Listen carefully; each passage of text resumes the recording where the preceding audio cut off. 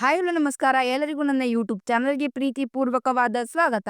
ಇಂದಿನ ಈ ವಿಡಿಯೋದಲ್ಲಿ ನಾನು ವಚನಗಳ ಸರಣಿಯನ್ನು ಮುಂದುವರಿಸಲಿದ್ದೇನೆ. ಅದರಲ್ಲಿ ಇಂದು ವಿಡಿಯೋ 33. ಇಂದು ನಾನು ಬಸವಣ್ಣನವರ ವಚನವನ್ನು ಹೇಳಿ ಅದರ ತಾತ್ಪರ್ಯವನ್ನು ಸಹ ಹೇಳುತ್ತೇನೆ. ಸೊ ಫ್ರೆಂಡ್ಸ್, ಹಾಗಾದರೆ ಇನ್ನಕ್ಕೆ ತಡ, ಲೆಟ್ಸ್ ಬಿಗಿನ್ ದ ವಿಡಿಯೋ.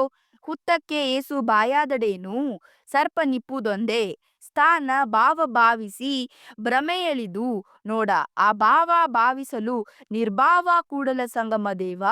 ಈ ವಚನದ ತಾತ್ಪರ್ಯವೇನೆಂದರೆ, ವ್ಯಕ್ತಿಗಳಲ್ಲಿರುವ ಚಿತ್ತವೃತ್ತಿಯ ಬಗ್ಗೆ ಈ ವಚನದಲ್ಲಿ ನಮ್ಮ ಬಸವಣ್ಣನವರು ತಿಳಿಸಿದ್ದಾರೆ. ಹುತ್ತಕ್ಕೆ ಬಾಯಿಗಳು ಹಲವಿದ್ದರೂ ಅದರಲ್ಲಿರುವ ಹಾವು ಒಂದೇ ಆಗಿರುವುದು. ಮನದಲ್ಲಿ ಭಾವಿಸಿ ಸಂಶಯವನ್ನು ನಿವಾರಿಸಿಕೊಂಡು ನೋಡು.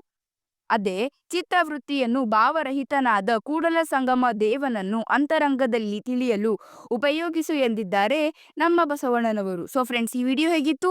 ಈ ವಿಡಿಯೋದ ಬಗ್ಗೆ ನಿಮ್ಮ ಅಭಿಪ್ರಾಯವನ್ನು ಕೆಳಗಿನ ಕಮೆಂಟ್ ಬಾಕ್ಸ್ನಲ್ಲಿ ತಿಳಿಸಿ. ಸೊ ಫ್ರೆಂಡ್ಸ್, ನಾನು ನಿಮ್ಮನ್ನು ಮುಂದಿನ ವಿಡಿಯೋದಲ್ಲಿ ಭೇಟಿಯಾಗುತ್ತೇನೆ. ಧನ್ಯವಾದಗಳು.